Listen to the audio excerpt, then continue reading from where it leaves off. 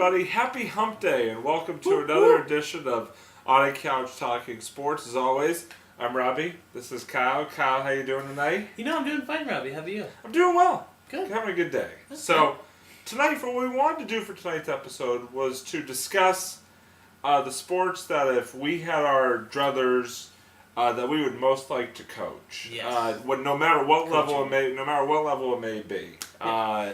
We are going to discuss what sports we would most like to coach. So Kyle, let's get right into it. I'm gonna let you begin. What have you got for us? All right. Well, first sport I would like to coach would probably be football, maybe on like a pro or college level. I like football because it's one of the few sports you can really get your aggression out. It's obviously it's like in a safe format and everything, but you get your aggression out. If you ever mad at something, you just go and hit someone else. It's awesome. Legally. Legally. Yes. In a legal manner. I'm sorry. I'm not a violent person. I'm really not. But this is very true, folks. It really is not. But it's a good sport. It's a combination of you got the strategy. You got to set up all the line positions and all that. And I think I'd like to be like a line coach, helping maybe set up the plays and stuff like that, as well as being a head coach. And even though I never really could be in real life, but I've don't sell yourself short. Oh, well, thank you. Yeah, it's just a sport I really like. I think it's really good. It gets you really strong and everything. So yeah. I think it's a good sport. I'd like to coach. I would also like to do track. That's my other one. Track is one of my all-time favorite sports, especially throwing. I could never do running, personally. But if I was to coach track, I would definitely coach throwing, like shot put, discus, hammer. That's another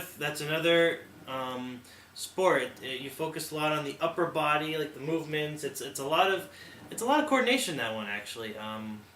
More so than you think, actually.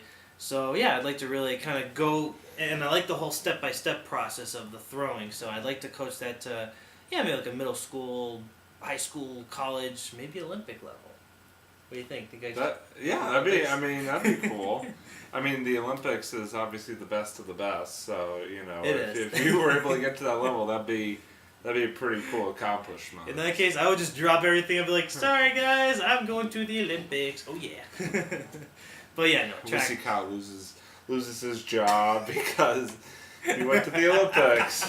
I went to the Olympics. It'd be worth it. Oh yeah, it'd be fun. Be traveling the world, actually. Exactly. A lot of great That's the other thing too, the travel part of it.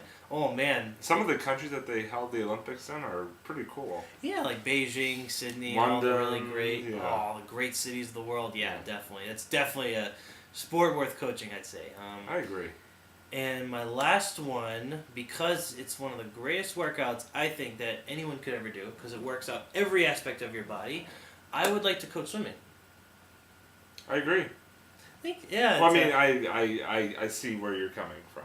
Yeah, it's just, I don't know if I would personally want to do it, but yeah. I see your point. Swim team. I don't know if I'd do like a pro swim team. It's just I would just help you're out not with going to coach Michael Phelps? Oh, actually, even that you can go in the Olympics with. So yeah, actually, maybe I'll do that in the Olympics there. But no, swimming. I like swimming a lot because it's another coordination based. It works out literally every your arms, legs, every aspect of your body, or even your abs. You get strong abs by just swimming. So yeah, it's a good I love swimming. It's something I've been doing all my life. It actually might be my favorite sport of all time, personally. So I would definitely love to coach swimming. How about you? I think one of them is going to be one that you touched on earlier, and that's football. I would love to coach football, whether it be high school, college, professionally. I don't know a whole lot about the game, but I just think from like an atmosphere perspective and the energy and intensity perspective, football has always just been so much fun to watch for me, and just to be down there on the sidelines, like coaching players and things like that, I think would be a really cool experience. And you got the fans, especially at the higher levels like college and pro football, that would just be like are always really excited and stuff like that. I think it'd just be a really cool sport to coach. I agree. Like you said, I mean, just working with the players and all the conditioning and stuff like that. It just adds the energy and the intensity of it. So I think that. Then this other one, for those of you who know me, this is going to surprise nobody, but baseball. Baseball right there has always been my favorite sport. Yeah, I got my Red Sox playoff shirt from last year. Baseball has always been my favorite sport, and I've actually coached it on the Little League, high school level. Yeah, that's right. But I would love my dream job would be to coach in the major leagues and for the Boston Red Sox. Obviously, I mean, what kid in New England would love to play or coach for the Red Sox? I know, right? So dream come true right there. Exactly. So I think that baseball. I know a lot about the game. I know a lot of the ins and outs. I've played it. I've umpired it. I've coached it. So to be able to continue that and be like a head coach at like a college or professional team would definitely be like a dream job for me, no question about it. So, so that's all we got for that. So now we're going to move on to our favorite part of the show, which is our monologues. And I'm going to go, I'll go first. Mine is regarding the college football playoffs. Last night, the first top 25 rankings were released by the College Football Playoff Committee. And 3 of the 4 teams, just to give a little quick lesson here to the people who don't quite know much about this format, basically they used to do the BCS, which was basically the top 2 teams would meet for the national championship. Now they have changed it, which I think is a great thing, to a 4-team playoff. So the top 4 teams, as decided by a 12-person committee, will play in a national semifinal, and then the winners of that will play in the national championship game. I think it's a great idea. And so in the top 25, out of the top 4 teams, 3 of the teams are from the SEC. And now listen, I'm an ACC guy. I'm a big BC fan. They're in the ACC. The 4th team was Florida State, who's in the ACC. But listen, folks, let's be real here. The SEC is the top football conference in the country. There's no question about it. I mean, the 6th place team or the 8th place team in the SEC could be the 2nd place team in basically any other conference out there. I mean, I'm sorry, but the SEC is faster, more physical, more exciting to watch. A lot of the best players of the past few years have come out of the SEC. Are the Texas teams in that league? One of them, Texas A&M. Oh, AF, no wonder. But it's like all this other teams, like South Carolina, Florida, Georgia, Tennessee, LSU, Alabama, Auburn. Literally the best. The list goes on. Exactly.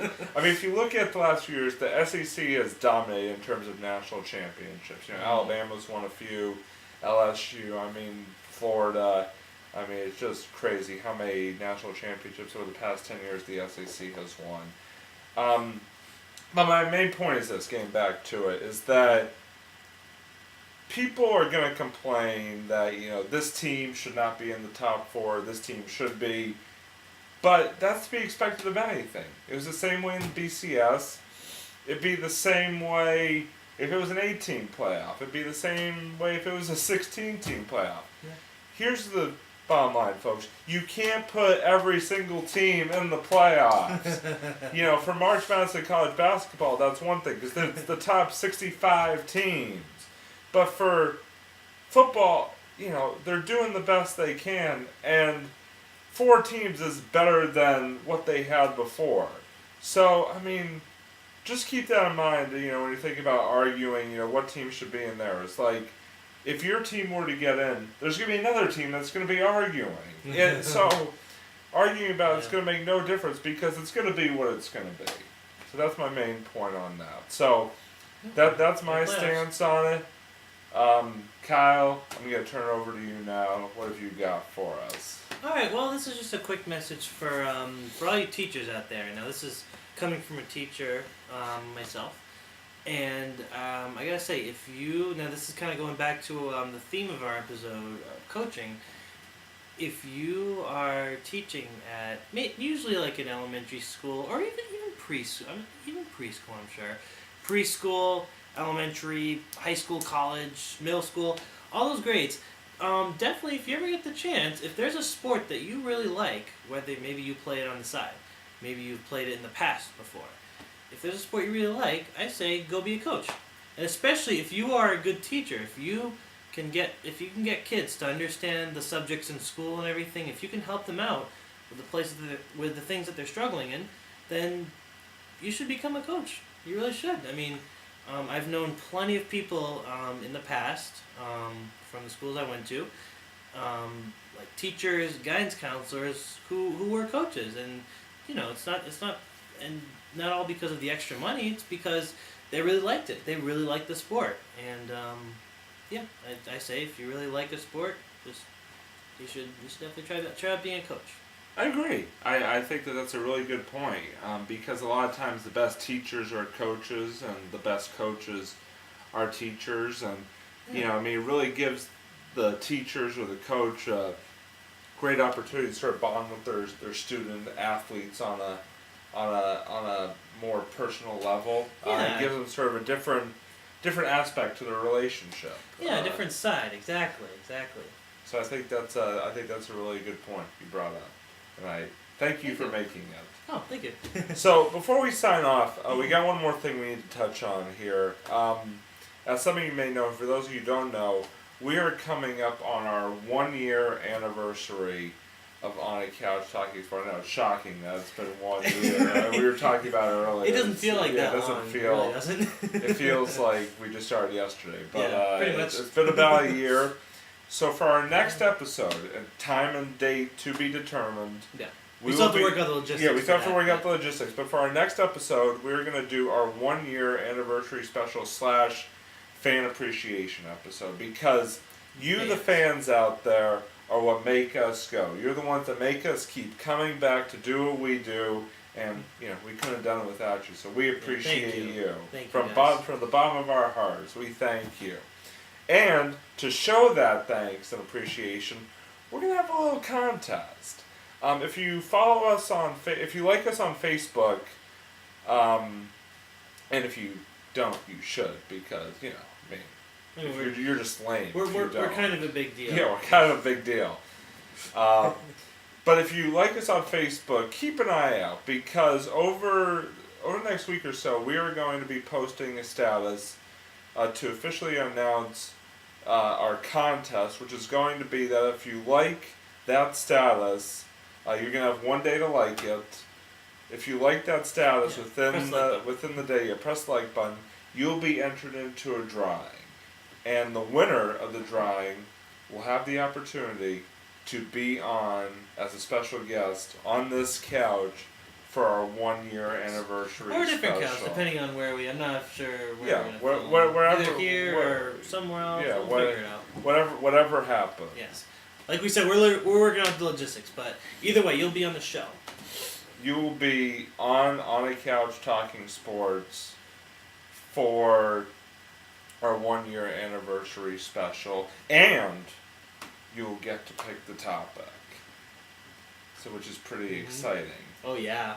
So you guys get a lot of control over that. Whoever is the special guest on that episode, we'll have quite a bit of control. Yeah. They talk about what they want, so it'll be cool. So keep an eye out for that. We will be posting, once we figure out the date and time, we will be posting the official contest announcement status, because obviously we don't want people liking it and then finding that they can't make the date that we have it on. So to avoid that, we're going to wait till we have officially figured it out before we do that. It'll probably be in the next week or so that we make the announcement. We just have to figure out a few things. But anyway, we'll figure out the date, and we'll give you guys the location when we figure that out too, to whoever you pick. So. Exactly. So keep an eye out for that. We're really looking forward to it. Yep. Anyway, until next time, on a couch talking sports. Thank you for joining us as always. I'm Robbie. This is Kyle. Have a good night.